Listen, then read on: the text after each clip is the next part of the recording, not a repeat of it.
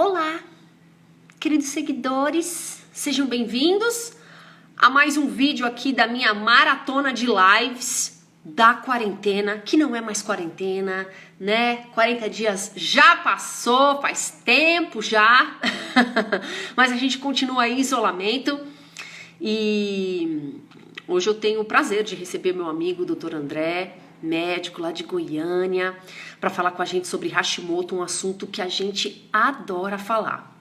Então, eu recomecei aqui o vídeo, tá bom? A gente teve um probleminha no primeiro vídeo. Vamos ver se agora o Instagram permite que eu convide o Dr. André. Amigo aqui. Gente, tá dando erro de novo. Ai, meu Deus, o que está acontecendo comigo? O que eu fiz? O que eu fiz errado aqui? Ele tá dizendo que... Deixa eu ver, acho que agora vai. Acho que agora vai. Vamos ver. Tá dizendo que eu não posso adicionar o Dr. André. O que será?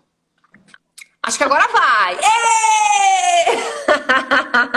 Gente! Deixa eu te O que contar. acontece? Isso já aconteceu com uma outra live minha.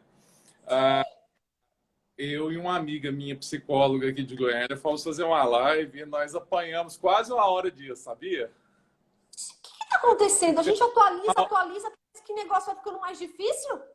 Tivemos que chamar um técnico e aí ele matou a charada.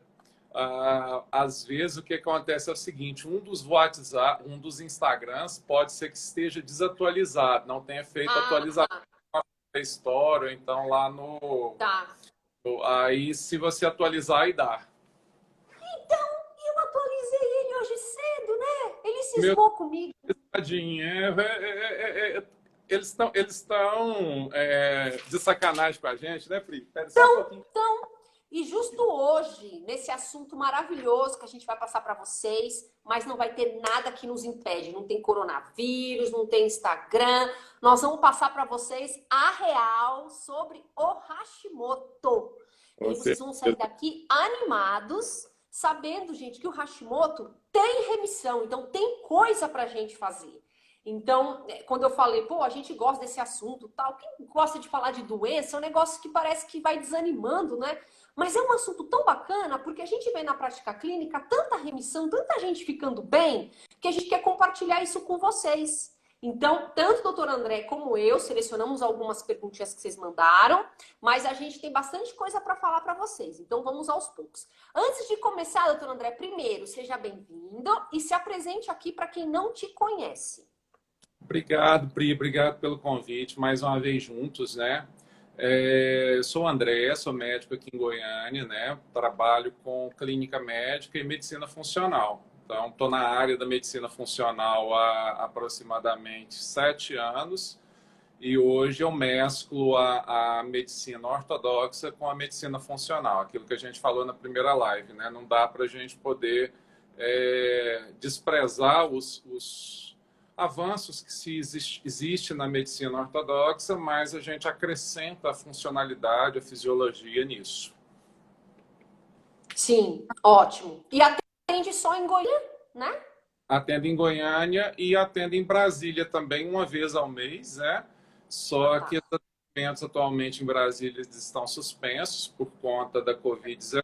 Atualmente a gente está fazendo mais atendimento online, né? Online. 99% dos atendimentos estão online. A partir da semana que vem, a gente volta com um atendimento presencial a cada 15 dias, mas esse atendimento presencial ele vai ser feito, na verdade, depois de um primeiro atendimento online.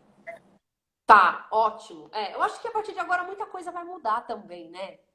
Sem dúvida. Muita coisa vai mudar, já está mudando. E as pessoas vão abrindo mais a cabeça também para essa questão da telemedicina, né? Inclusive em relação à nutrição também. Vamos ver se isso perdura até por mais tempo, né? Então hoje os nutricionistas têm essa autorização, né, do Conselho Federal para que seja atendido online, cliente de primeira vez, até agosto. Mas eu acredito que isso vá, né? E quem sabe não muda um pouco a visão aí. Eu acho que já está na hora e eu acho que isso é importante. Eu acho que os clientes, as pessoas têm direito de escolher com quem elas querem passar. Então, se eu tenho um médico, um nutricionista, um educador físico que mora num outro estado, numa outra cidade, né? Por que não? né? Claro. Desde que, obviamente, tem as suas limitações, a gente sabe disso, mas o que dá para ser feito a gente vai fazer, né, doutor? Com certeza. E é interessante, né, Pri, porque o ano passado a gente teve uma liberação do Conselho Federal de Medicina para telemedicina. Foi uma coisa assim. Ah, desde o ano passado, já não sabia. Só que no ano passado, o que que aconteceu? Foi uma liberação única do CFM. Eles Tá. editaram uma resolução que permitiu.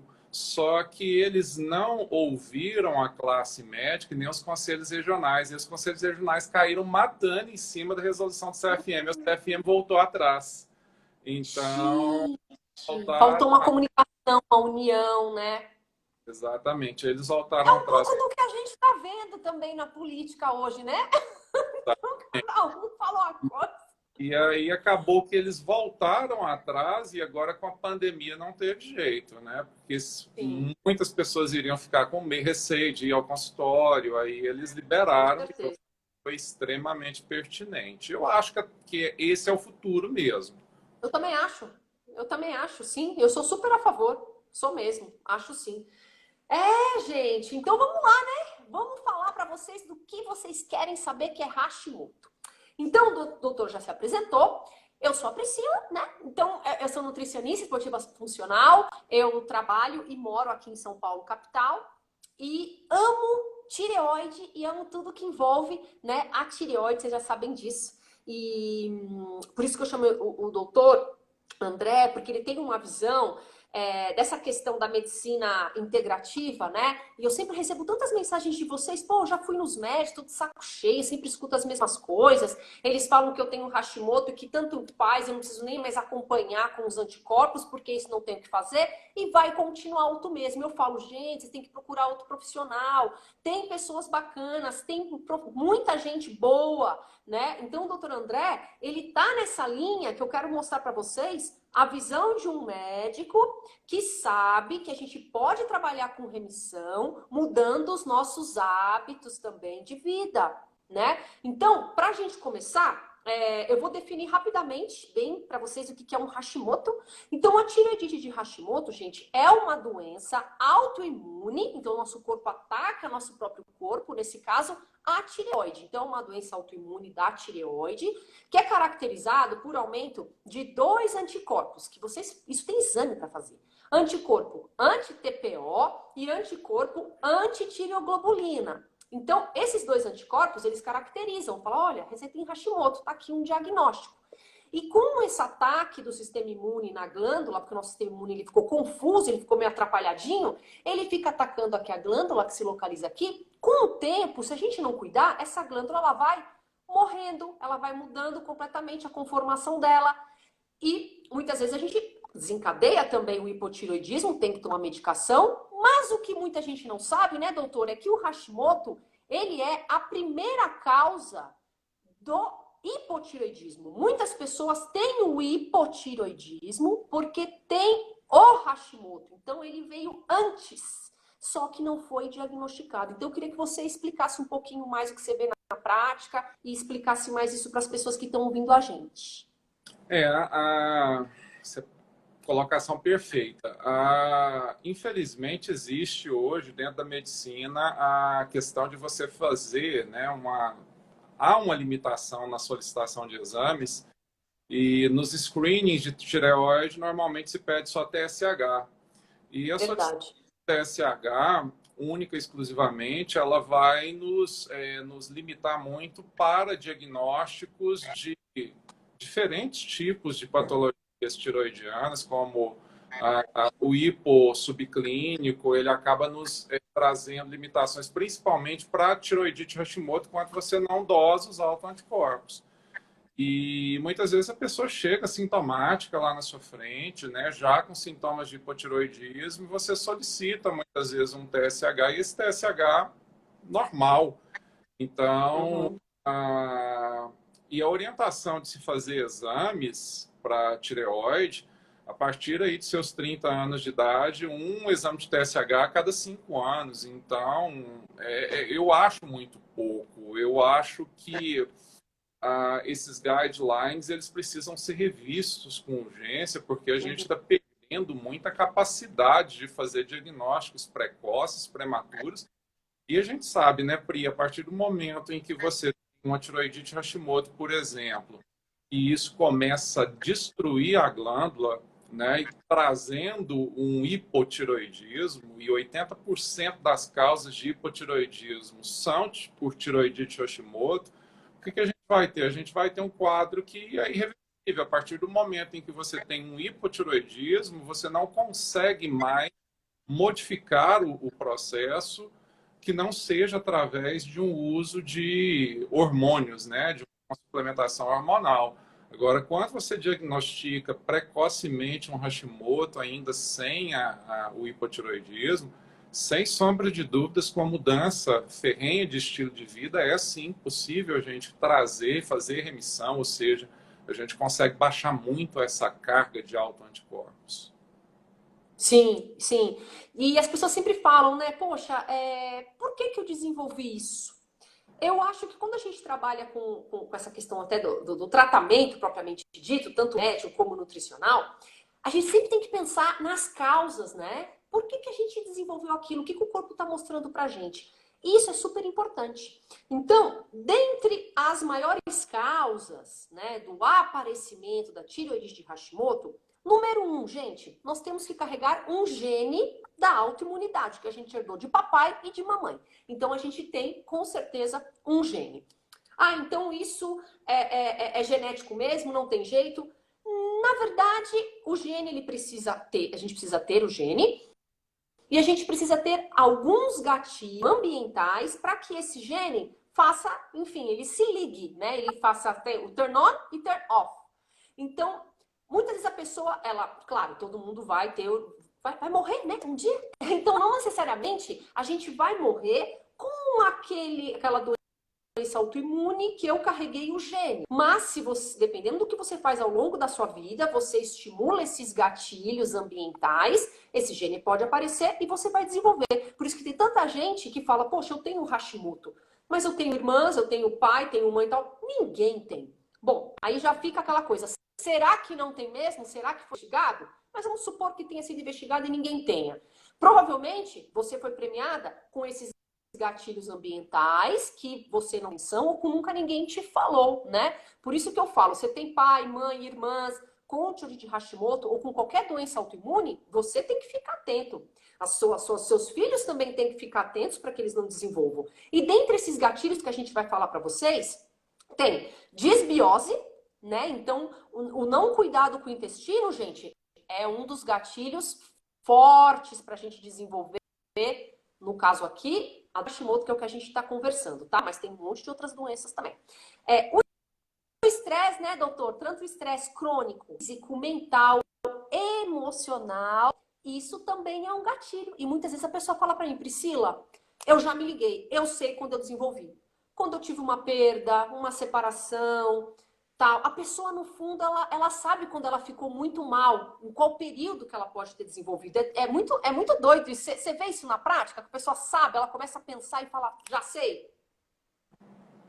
Isso acontece, com toda certeza. Essa parte psicoemocional, até a gente falou bastante na última live, né? O papel do estresse, o papel do cortisol. O cortisol, ele influencia tanto na síntese dos hormônios tiroidianos, né? Quanto na conversão do T4 para T3, quanto na ligação do T3 com o receptor. Então, isso acontece, sem contar, né? Isso é porque a gente falou mais do hipotiroidismo da última vez, agora a gente vai falar um pouco mais do Hashimoto. Quando a gente tem níveis elevados de cortisol, que é um dos hormônios do estresse, o que nós vamos ter? Nós vamos ter um dano à microbiota intestinal, isso já é provado cientificamente. Então, a gente acaba tendo um dano à microbiota intestinal e aquilo que você falou, esse dano à microbiota intestinal tende a gerar uma desbiose, tende a levar a uma hiperpermeabilidade. Essa hiperpermeabilidade vai tender a fazer uma resposta do sistema imune. Você tendo a predisposição genética, né? Que é aquilo que você acabou de falar e bem falado, você tendo a predisposição genética, esse fator ambiental, né? Esse torna um gatilho para o desenvolvimento de Hashimoto. E é interessante, né, Pri, a gente comentar também, acho que a gente falou isso muito por alto na primeira live, mas é muito frequente outras disfunções autoimunes junto do Hashimoto. Então, quando você Verdade. encontra o Hashimoto, é interessante muitas vezes você fazer um rastreio, porque muitas vezes você pode encontrar uma artrite reumatoide junto, muitas vezes você pode encontrar um diabetes junto, tá certo? Então isso é muito comum e é interessante que logo depois daquela live que a gente fez, eu atendi uma paciente daí de São Paulo, que até assistiu a nossa live. E Ai, ela, que bom! e ela fez os exames, ela já tinha os exames feitos, né? Não fui eu, nem eu que tinha solicitado. Quando eu vi os exames dela, ela tinha alguns outros marcadores de autoanticorpos, por exemplo, FAM positivo. Então, FAM Uhum. é um grande marcador, né? Sugere muito lúpus eritematoso. Então, aí, ó, a correlação do Hashimoto com outras desordens autoimunes. Então, isso acontece com muita frequência. É importante que Verdade. você investigue, sem sombra de dúvidas. É, o que eu mais pego na minha prática clínica em pacientes com Hashimoto é gastrite autoimune. Então, é muito doido, porque às vezes a pessoa ela não investigou, então você faz uma suplementação, você vê uma B12 baixa, você vê um ferro baixo que não responde a nada, e você fala, meu Deus, essa pessoa nunca fez um screening. Então, geralmente eu sempre faço, eu pergunto se já foi feito, né? E eu sempre faço esse rastreio e também da doença celíaca, porque infelizmente é uma comorbidade, né, ali do Hashimoto. Então a gente tem que ter certeza, até mesmo antes de repente usar um protocolo sem glúten, gluten free, saber se aquele cliente tem, né, realmente a doença celíaca. Então a gente pede, e mesmo que o resultado venha ali que você não tem a doença celíaca, venha negativo, não significa que você não seja sensível ao glúten. Então, essa é uma grande dúvida. As pessoas voltam, eu já posso comer glúten? Eu posso, porque eu não tenho a doença celíaca, e meu médico falou que é besteira eu tirar. Eu falo, vamos com calma. Tem uma grande diferença nós sermos celíacos e nós sermos sensíveis ao glúten. Então, eu sempre falo, não é 8 nem 80, não é preto, branco. A gente tem uma área cinza que precisa ser investigado e que muitas vezes o nutricionista consegue, né? Porque eu percebo tantas pessoas que ficam brigando para seguir um protocolo e voltam para mim e falam: olha, meu médico falou que isso é besteira, porque se eu não sou celíaca, eu não devo fazer um protocolo sem glúten. Então fica aquela briga, aquela coisa que ao invés da gente se unir, né? Então, muitas pessoas, gente, infelizmente não sabem que tem essa condição que chama sensibilidade. Hoje até mudou o termo, correto? Seria sensibilidade ao trigo não celíaca. Porque o glúten é só uma parte do trigo que acaba sendo mais inflamatório, onde a gente pode até fazer uma live sobre isso. Mas a sensibilidade ao trigo não celíaca, ela é muito comum em pacientes com Hashimoto. Só que esses pacientes com Hashimoto também podem ser celíacos, por isso que o médico entra aí para fazer o diagnóstico para a gente, para falar, olha, eu tenho ou não tenho. Eu pergunto, se eu precisar perguntar para o seu médico, baseado nesse exame, né, o que ele tem para me dizer. O nutricionista, a gente trabalha em parceria com o médico em cima de um diagnóstico médico. A gente não faz diagnóstico, mas a gente consegue trabalhar junto. Por isso essa parceria e a importância dos profissionais, dos médicos, entenderem também o nosso papel, que ninguém está brigando com ninguém, a gente está se unindo em prol do benefício do cliente, do paciente que está ali na nossa frente, certo? E aí, doutor, tem outras questões também que a gente precisa falar. Outros gatilhos para o desenvolvimento da doença autoimune. Deficiência de vitamina D. A gente já sabe que a vitamina D, ela é imunomoduladora. A gente está falando muito em vitamina D aí na Covid-19.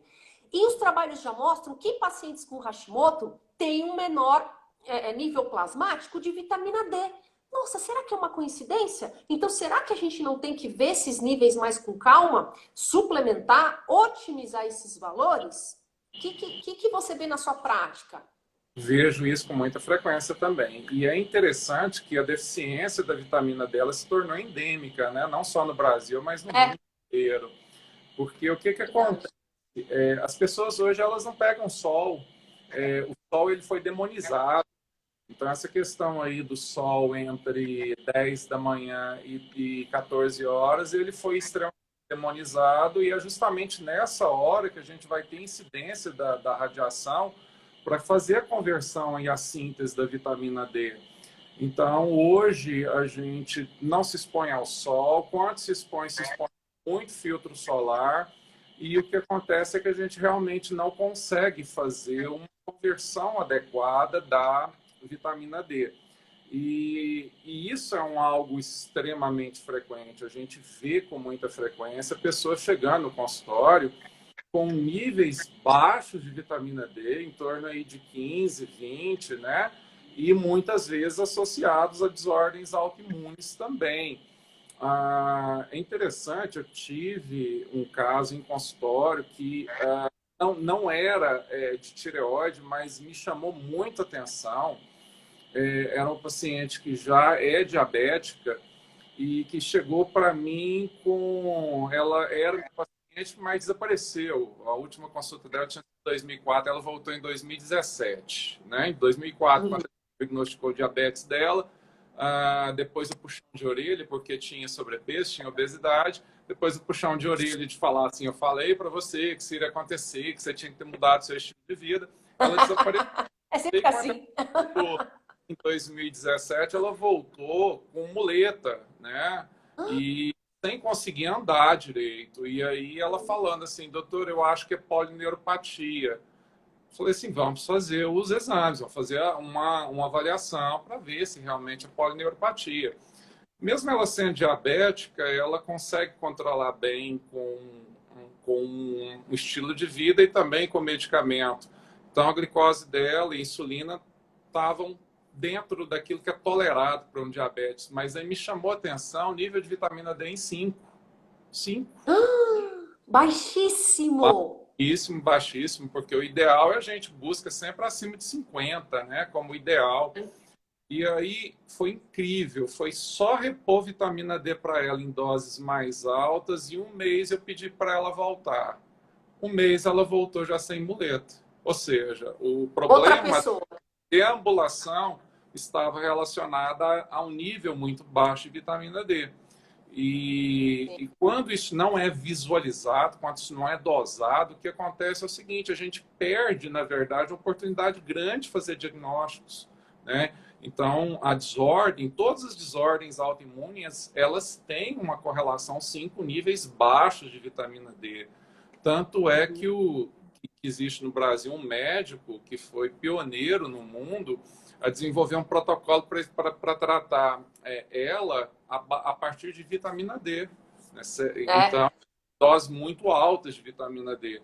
Então, ele consegue remissões de casos de ela, basicamente, com doses altas de vitamina D. Isso é muito interessante. Sim, sim. Para quem não sabe, gente, ela é esclerose múltipla. E eu tenho alguns clientes em comum, né? Com esse médico. Ai, André, a primeira vez que eu recebi a cliente, que eu vi o exame de vitamina D, que vi de 150, 200, eu falava, meu Deus, eu aprendi tanto que isso aqui ia matar a pessoa e não sei o quê, e a pessoa tava lá ótima.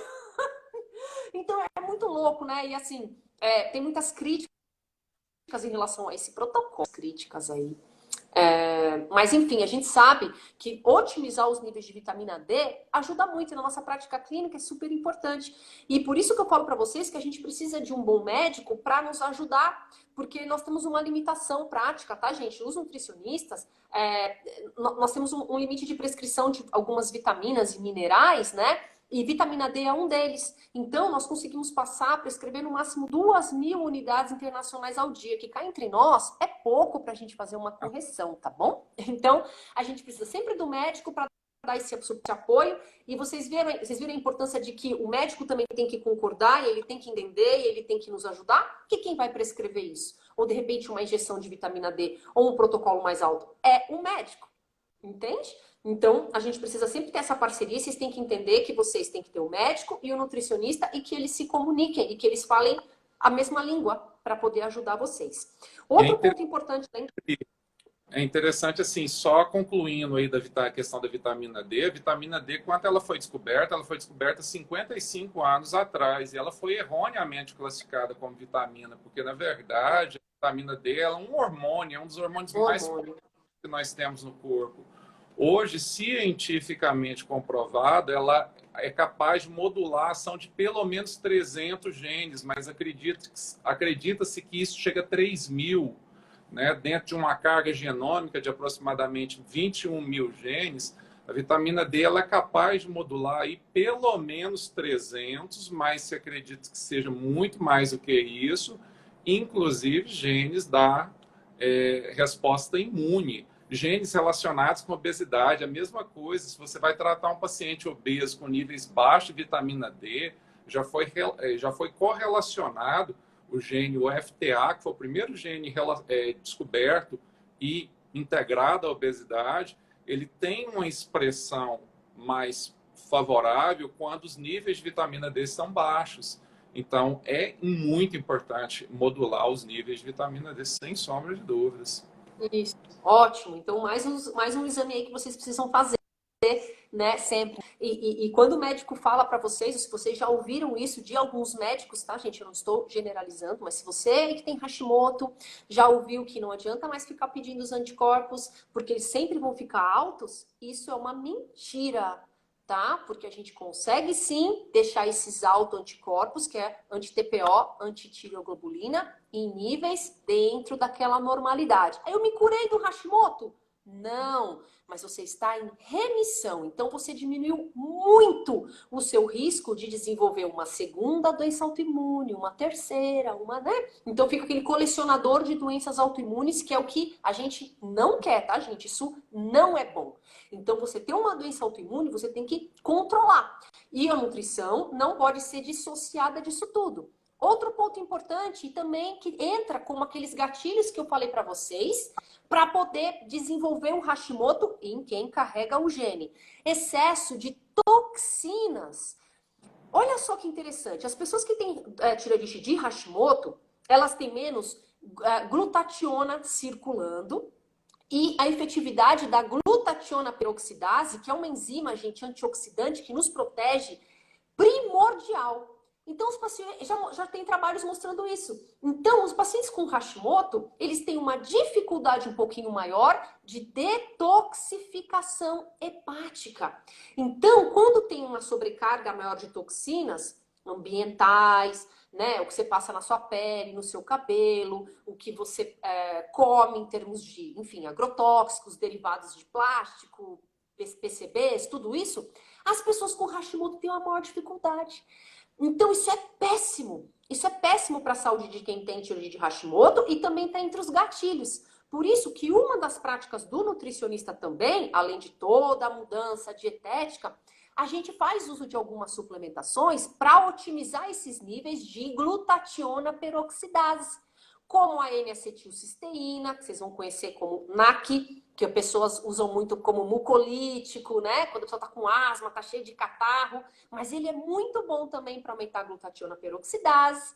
O ácido lipoico, coenzima Q10, a silimarina também vai ajudar bastante. Então, são alguns suplementos que a gente utiliza na prática clínica para ajudar a eliminar essas toxinas. Vai adiantar só a prescrição e vocês tomarem a suplementação? Se vocês não mudarem a dieta em si e não colocarem menos toxinas no corpo e comendo, não vai adiantar, né? Então, também faz parte da sua prática clínica, doutor, você otimizar essas vias aí de detox? O que você faz na sua prática em relação a isso? Pri, normalmente, um dos exames que a gente pede no laboratório são marcadores indiretos, né? Até porque os diretos ainda são muito caros e eles não são cobertos por plano de saúde, mas marcadores indiretos de processo inflamatório, de processo de estresse oxidativo. Então, a gente solicita muito ferroferritina, a proteína C reativa, a homocisteína. A gente vai pedindo alguns marcadores que nos dão a capacidade de perceber se o organismo está inflamado, se o organismo está oxidado. Então, a gente, sem sombra de dúvidas, e é interessante, assim, porque quando o paciente busca, muitas vezes ele não entende a prescrição, por mais que você explique a situação, o que é inflamação, né? A importância de você colocar um ômega 3, a importância de você colocar um N-acetilcisteína, um ácido alfa-lipoico, uma coenzima Q10, uma vitamina D. Então, muitas vezes, o paciente ele olha os valores de referência laboratoriais e fala assim, os valores de referência laboratoriais eles estão bons. Para que eu vou tomar isso? Isso aqui é para encarecer minha prescrição, para ficar cara minha medicação? Não é, gente. Isso aí é para que a gente reforce defesas antioxidantes, né? Anti-inflamatórias, porque é um dos fatores mais corriqueiros. Hoje a gente vive num mundo extremamente pró-inflamatório. Eu costumo dizer isso e repetir isso o tempo inteiro. Existem fatores que a gente consegue até melhorar um pouco, mas existem outros fatores que é impossível. Por exemplo, a Pri vive em São Paulo, eu vivo em Goiânia. São duas cidades grandes, São Paulo muito maior que Goiânia. Como que você não se expõe à poluição ambiental? Não tem jeito. Possível.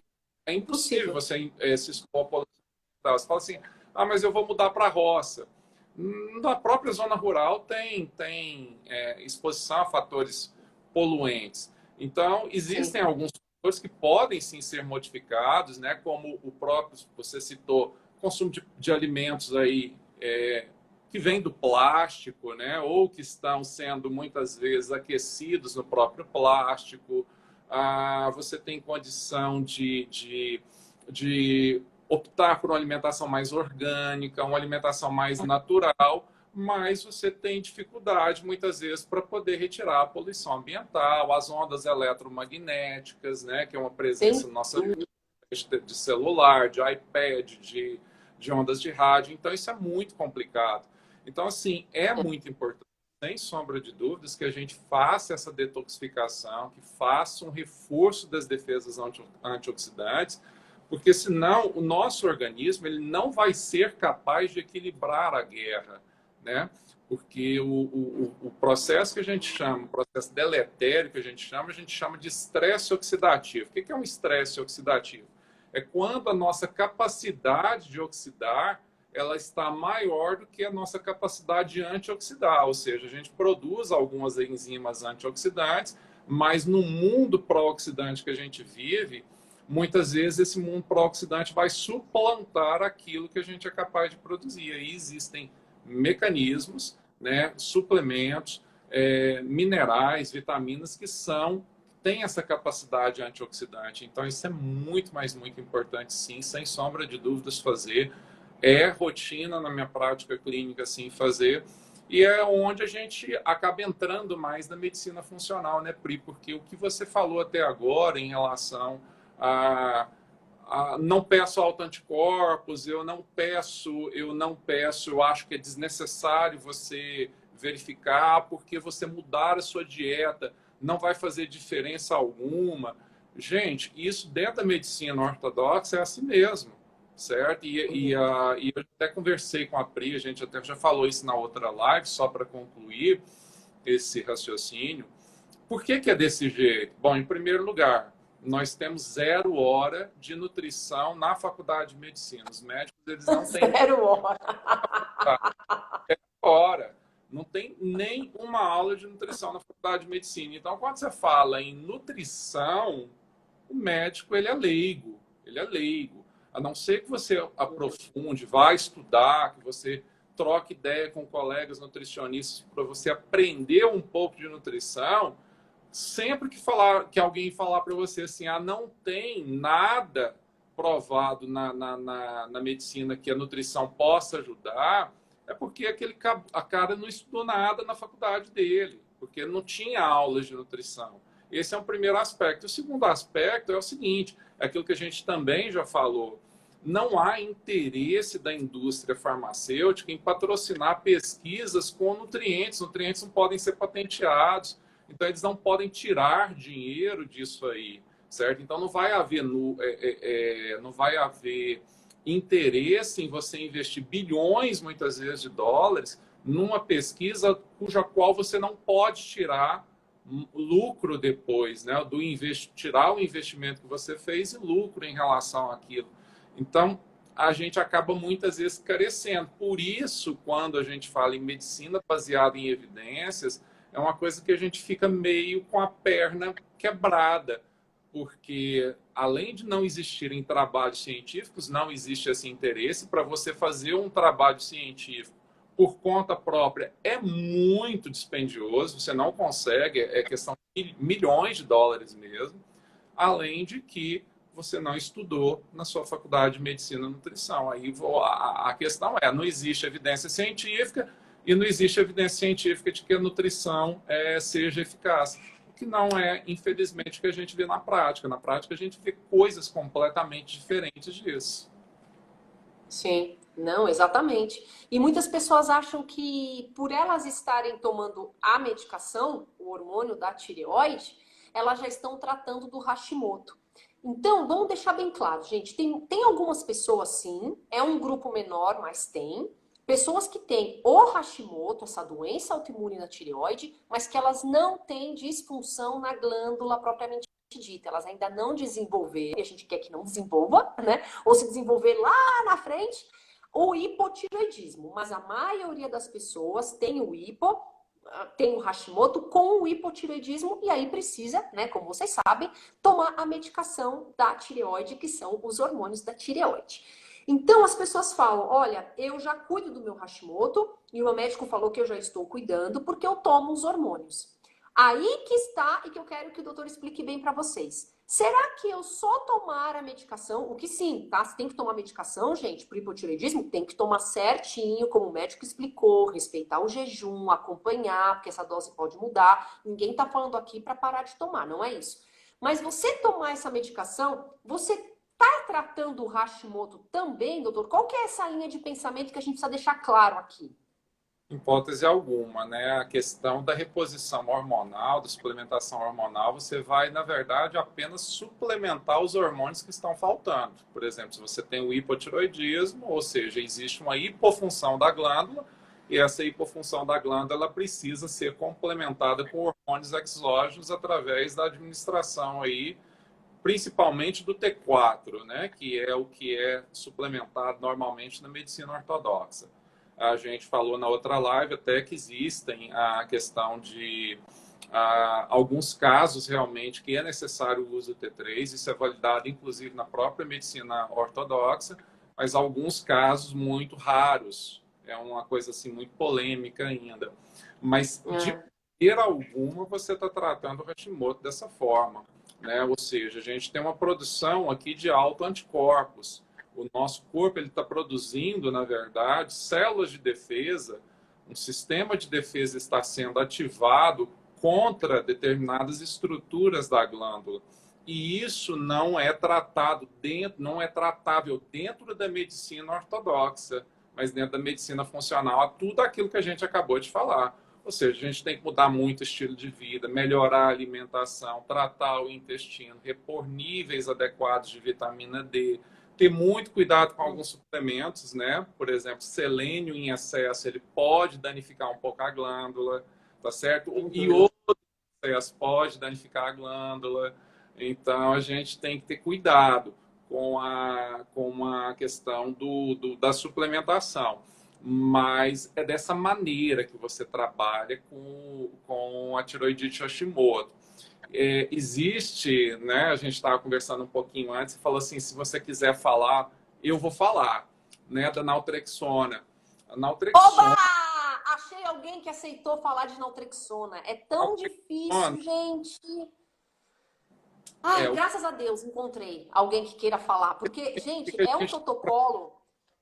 Não, é uma prescrição muito comum nos Estados Unidos, né? Essa low dose naltrexone, que a gente usa essa naltrexona, que o doutor vai explicar para vocês, em baixas doses, eu digo a gente, mas eu estou citando os médicos, tá? Mas eu falo da área da saúde. E é uma medicação bem interessante, e aqui ainda se tem muito, eu vejo como um preconceito até, e aí começa, não é validado, não, porque não pode. É super difícil achar um profissional que fale a respeito. Então, ele vai explicar aqui agora para vocês, prestem bem atenção sobre essa medicação. Vamos lá, naltrexona. O que acontece com a naltrexona? A naltrexona, na verdade, a gente ainda não tem muitas referências no Hashimoto, mas a gente tem várias referências em outras doenças autoimunes, fibromialgia, por exemplo, né? A gente tem várias referências aí em outras patologias. É interessante a gente falar, a naltrexona ela foi uma medicação que foi desenvolvida para tratar vício em opioides, para você tentar Verdade. curar vício de quem é viciado em morfina, etc. e tal. Então, morfina é uma medicação altamente viciante, e a naltrexona ela foi desenvolvida em doses altas para tratar vício em substâncias opioides. Ah, baixaram-se um pouco as doses de naltrexona e começaram a utilizá-la também ao tratamento de emagrecimento, ou seja, em doses menores do que as doses aplicadas em vício opioide, porque ajuda na sistemática do controle de fome, no controle de saciedade em doses mais baixas, principalmente em associação com a bupropiona. Uma com a outra, as que se interagem bastante, dão aí, elas acabam atenuando os efeitos colaterais uma da outra e acaba trazendo uma interação razoável para o tratamento de emagrecimento, quando a gente fala em medicamentos. E em doses muito baixas, é muito importante que a gente estabeleça isso, que as doses que foram desenvolvidas para tratar vícios em opioides são doses acima de 50 miligramas, a dose de emagrecimento em torno aí de 20, 25 miligramas no máximo. Agora, quando a gente fala em dose muito baixa, a gente está falando numa dose entre 1 e 5 miligramas aproximadamente, certo? Essas doses muito baixas, elas foi observado em trabalhos científicos, em outras patologias autoimunes, que ela tem a capacidade também de modular o sistema imune, principalmente quando ela é utilizada às 22 horas, porque tem uma afinidade com a abertura dos receptores de atividade imune, então ela precisa ser utilizada por volta desse momento, em torno de 22 horas, porque ela vai coincidir com a abertura dos receptores das células da imunidade.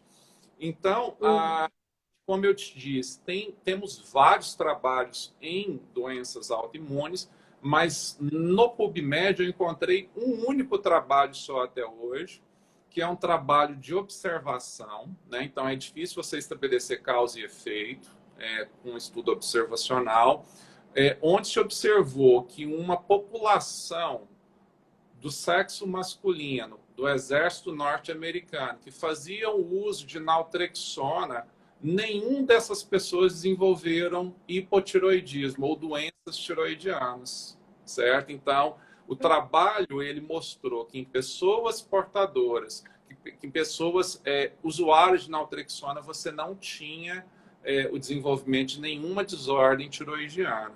Então, foi o único trabalho que eu consegui encontrar. Mas quando a gente fala em desordens autoimunes, elas têm uma particularidade, uma característica de similaridade muito grande a elas. Então, o uso da naltrexona numa tiroidite Hashimoto, ela não está, assim, completamente fora da lógica, não. E é uma coisa, assim, que eu costumo fazer com o paciente consultório. Mas é muito importante que a gente fale, só para concluir, reforce tudo aquilo que já foi dito antes. Por quê? Porque a pessoa, muitas vezes, né, Pri, ela quer um milagre, ela quer entrar numa remissão de Hashimoto, ou mesmo ela, quando é emagrecimento, ela quer emagrecer, mas sem modificar o estilo de vida dela, e não tem jeito. Exatamente. Pode dar antioxidante que for, você pode aumentar níveis de vitamina D, você pode dar doses baixas de naltrexona, você pode fazer o que for. Se você não modificar seu estilo de vida, você não vai conseguir fazer a remissão dos níveis de autoanticorpos. Então, é muito importante a mudança da nutrição, é muito importante que você modifique fatores mutáveis, né, do meio ambiente, que você module o estresse, que você faça uma modulação adequada da microbiota intestinal, porque caso contrário, se você não fizer nada disso, não resolve a gente colocar para vocês anti-inflamatórios como ômega 3, não adianta a gente colocar vitamina D, não adianta a gente colocar ácido alfa-lipoico, vitamina E, vitamina C, não adianta a gente colocar riboflavina, N-acetilcisteína, não adianta nada disso. certo? Então, a gente vai ter uma melhora muito pouco expressiva sem uma mudança de estilo de vida. Sem dúvida. E eu reforço muito também para os meus clientes, e acredito que você também. Eu vejo como até as pessoas que estavam em remissão e, né, perderam essa remissão, porque, claro, você está em remissão, você pode, essa doença ela pode aparecer. Como o estresse, ele influencia. E eu faço sempre uma ligação da busca, do autoconhecimento, de vocês procurarem trabalhar melhor com o estresse do dia a dia, porque problema vem, problema vai, vem outros e assim vai. E tem trabalhos já que comprovam que a prática meditativa, Yan Kun, Yoga, ajuda a gente a diminuir nosso processo inflamatório, a deixar a gente mais calmo, mais tranquilo. E isso ajuda muito no processo de remissão de doenças autoimunes ou de qualquer doença de caráter inflamatório. Então, há um tempo atrás, quando a gente falava em esse consultório, as pessoas olhavam feio pra gente, sabe? Mas começou a viajar, já começou a falar de energia, de tudo, né? As pessoas têm um preconceito mesmo, né? E tem trabalhos científicos que mostram isso. Então, eu falo isso pra todos, que meu cliente aqui sabe, eu falo isso pra todos. Vá buscar algo que te centralize, que te traga calma, terapia, alguma coisa para que você lide melhor com o fator ambiental do estresse, que na minha visão e na prática eu vejo como fator número 1. Eu tenho clientes que fazem cardápio direitinho, suplementos, fazem atividade física, mas ainda são pessoas extremamente estressadas e que se descontrolam com facilidade, pessoas com inúmeros problemas, né? Quem não os tem? Mas vai de como você trabalha com isso. Então, gente, por favor, vocês precisam trabalhar com a mente de vocês. Isso é super importante quando a gente fala em desencadear doença autoimune. Então, para que você não desencadeie, tá? Se você de repente carrega um gene aí, como a gente falou, e para você que já tem uma doença autoimune como o Hashimoto, que é o que a gente está falando aqui, para que você entre em remissão e fique com isso assim em remissão até o final da sua vida. É super importante, né? Então nós temos a parte nutricional, como o Dr. André falou pra gente. Tem alguns casos que a gente precisa medicar, né? Sim, então isso vai ser importante. O próprio uso do T4, né, dos hormônios da tireoide, diminui um pouco a inflamação da glândula, né? Nas pessoas que estão com...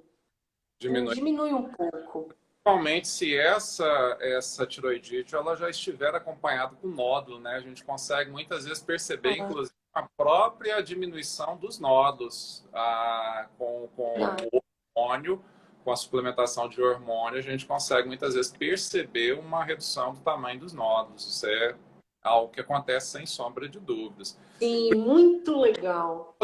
Só para poder investir um pouquinho nisso que você acabou de dizer, é interessante. Você está falando, eu estava pensando aqui, o tanto que nossos pensamentos eles são congruentes, né? É por isso que eu te adoro, você sabe disso. Eu também te adoro! Eu falo para, não sei se tem paciente meu aqui, eu imagino que tenha, mas eu falo para todos os pacientes meus, duas coisas que eu falo sempre para eles. A primeira coisa, vai buscar meditação, né?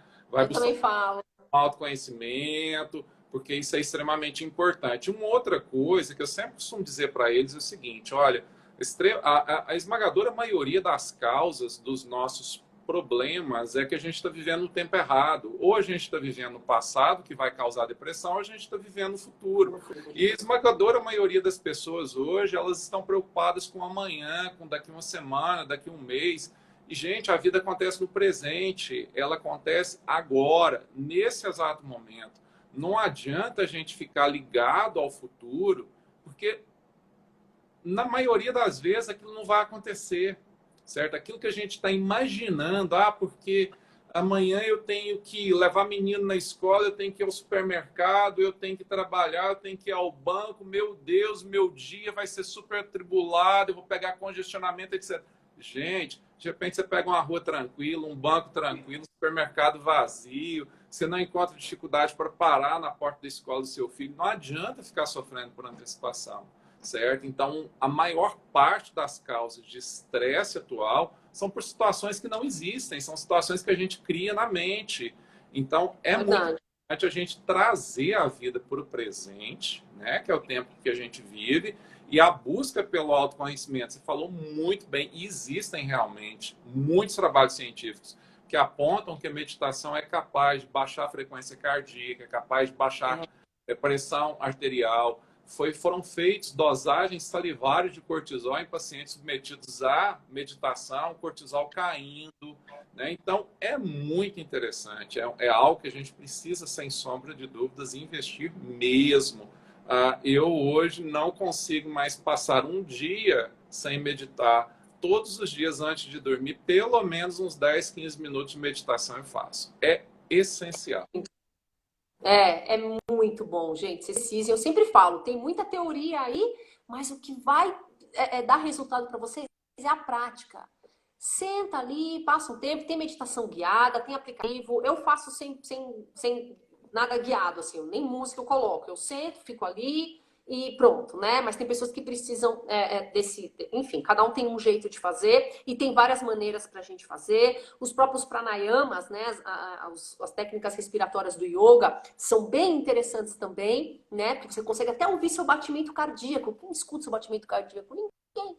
Você sente, você se observa. Então, assim, gente, corram atrás disso, que isso é super importante, tá? Isso não é lenda, ninguém tá falando aqui de energia, é coisa séria e super importante que a gente quer o bem de vocês. E a gente vê também outra coisa, essa questão até da meditação, enfim, dessas práticas meditativas que ajudam até a diminuir, né, a controlar, a modular os nossos níveis de cortisol, deixar eles na quantidade certinha, né?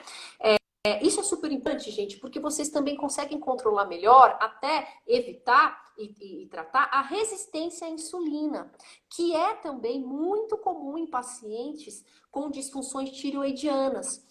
Então, o cortisol, que ele é um glicocorticoide, ele é um hormônio glicocorticoide. Então, ele também regula a nossa glicemia, a nossa insulina. Então, quando você está muito estressado cronicamente, que isso fica mais alto, a gente tende a ganhar peso, tende a ganhar uma gordurinha na região abdominal que ninguém quer e depois fica difícil de perder, né? Mesmo você comendo normal, você fala, pô, eu tô ganhando peso, tem uma gordura aqui. E isso acaba com o nosso corpo e detona algo que é muito precioso, que são as nossas mitocôndrias. Por isso que tem muita gente com Hashimoto reclamando, eu vivo cansado, desanimada, meu cabelo só cai, eu só penso em chorar, minha vida é uma desgraça. Então, quando nós temos as nossas mitocôndrias saudáveis, e a gente depende de tudo isso, que até agora, e também tem como a gente fazer uma biogênese mitocondrial, em gerar novas mitocôndrias com atividade física, com nutrição, né, com alguns ativos que a gente consegue formular, a gente consegue ter mais energia, mais disposição, a gente fica mais feliz, né? Então, quanto mais mitocôndrias a gente tem funcionando, é como dinheiro no banco. Quanto mais a gente tem, é melhor, né? Porque a gente fica seguro, fica ali garantido. Então, a gente consegue trabalhar nas nossas mitocôndrias, e que é algo, doutor, que pouca gente fala e pouca gente trabalha, né? Quer dizer, vocês conseguem concluir? É só tomar medicação? Vocês acham mesmo que é só tomar medicação? Olha quanta coisa a gente já falou para vocês, quantos insights para vocês correrem atrás. Alguém já falou em otimizar as mitocôndrias de vocês? As nossas usinas de energia? Ninguém falou. E a gente vai envelhecer, estamos envelhecendo. E o próprio processo de envelhecimento, gente, já tá ali um déficit nas nossas mitocôndrias, a gente já tem que tomar mais cuidado com elas. Imagina quem tem uma doença autoimune. Tem que cuidar. E isso não pode ser um fator estressante. Nossa, eu vou ter que fazer tudo isso, meu Deus. Tem que ser algo bacana, algo gostoso, algo que vocês vão colocar em rituais no dia a dia de vocês. Por isso que tem que investir na suplementação. O pessoal reclama tanto. Nossa, mas é caro, meu Deus. Invista na saúde de vocês. Eu sempre falo, eu fico doutrinando os meus clientes. Que é a pessoa mais importante na vida para você? A pessoa vai responder tudo. Poucas vão responder. Sou eu mesmo. A maioria vai responder outras pessoas. Pai, mãe, cachorro, filho, filha. São importantes. Mas o mais importante, gente, é a gente mesmo.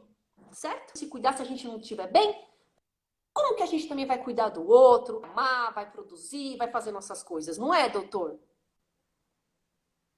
Perfeito. Eu sempre digo isso e reforço isso, né? Você é o seu maior patrimônio, a sua vida, a sua saúde. Você é o que você tem de mais importante.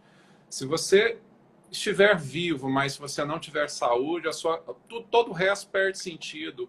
Como é que você espera amar alguém? Como é que você espera ser amado por alguém? Como é que você espera que tudo possa acontecer se você não estiver bem, se você não estiver saudável?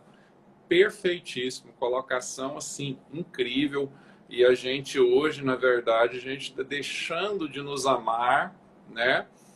Para amar outras coisas, amar muitas vezes bens materiais, o que é pior, não é nem pessoas, mas muitas vezes bens materiais, né? Amar um carro, amar uma casa e esquece da gente. Qual é o preço que eu vou pagar muitas vezes para ter a casa dos meus sonhos? Quanto tempo muitas vezes eu vou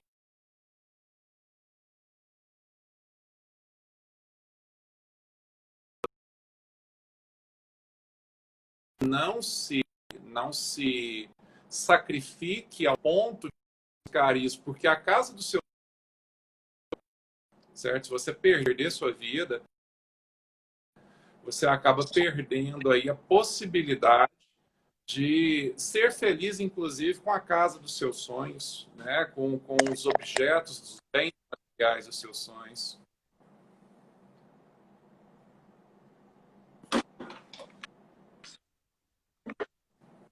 Cai um pouquinho, agora voltou.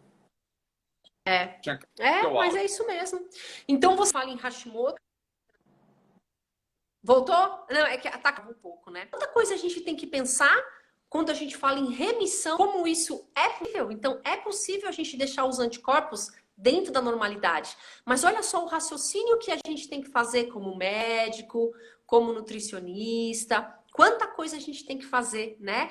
A importância da gente fazer atividade física regular, da gente controlar o estresse, de dar todo o suporte para o nosso intestino, né? Então nós temos protocolos para isso, para diminuir a nossa capacidade, ajudar na nossa detoxificação hepática, né? Temos a detoxificação hepática, e, enfim, intestinal, renal, mas o fígado ele é super importante, pouca gente fala, então não adianta ficar tomando bebida alcoólica, ficar tomando um monte de medicação, tomar um monte de remédio para emagrecer, porque vai piorar o Hashimoto. Vai piorar.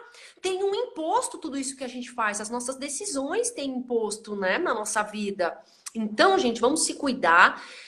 Procurem bons profissionais para acompanhar vocês, tá bom? Tem que fazer os exames também para ver como é que tá esse Hashimoto, para ver se está em remissão ou não. E como o doutor falou no começo da live, precisamos também saber outros padrões aí, outros exames que a gente também já tá com alguma outra doença autoimune, né?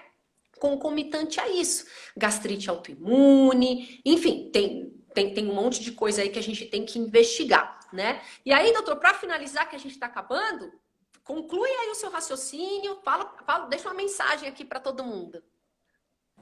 Não, é muito importante, né?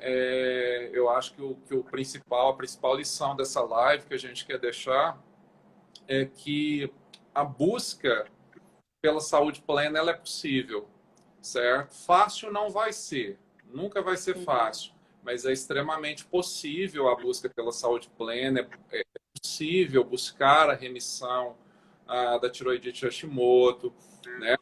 Para isso é necessário que a gente realmente esteja determinado a modificar o nosso estilo de vida. Essa é a mensagem final que eu deixo para vocês. É o que o nosso organismo necessita. A gente precisa, na verdade, se alimentar bem, se exercitar adequadamente, cuidar do estresse, ter uma boa prática de sono, cuidar da saúde intestinal, cuidar da saúde hormonal, que com o envelhecimento nossos hormônios começam a declinar e isso gera um fator de estresse ao organismo. Então, são vários elementos muito importantes que a gente precisa, na verdade, ter. Então, atente-se à sua saúde física, à sua saúde mental, à sua saúde espiritual, porque a sua qualidade de vida, sem sombra de dúvidas, vai ser outra. Isso. Nossa, gente, eu tô tão feliz que eu recebi o doutor André aqui. Nossa, gente, vocês têm uma aula aqui. Então, agora, sempre que vocês forem ao médico, vocês vão assistir essa live. Eu vou deixar aqui 24 horas. Depois eu vou tentar colocar lá no YouTube para vocês já irem com uma cabeça mais aberta e começarem a se cuidar, tá bom? Que isso é super importante. E a gente tá aqui sempre para ajudar vocês. Doutor André, muito obrigada pela presença. Que Obrigado, venham eu. mais lives. Que venham mais lives. Espero te ver pessoalmente em breve, ou em São Paulo, ou em Goiânia. Deus quiser. E se Deus quiser, é verdade. E, gente, muito obrigada pelo carinho de vocês, tá bom? Compartilhem com todo mundo que possa se interessar, comentem. Vou deixar aqui no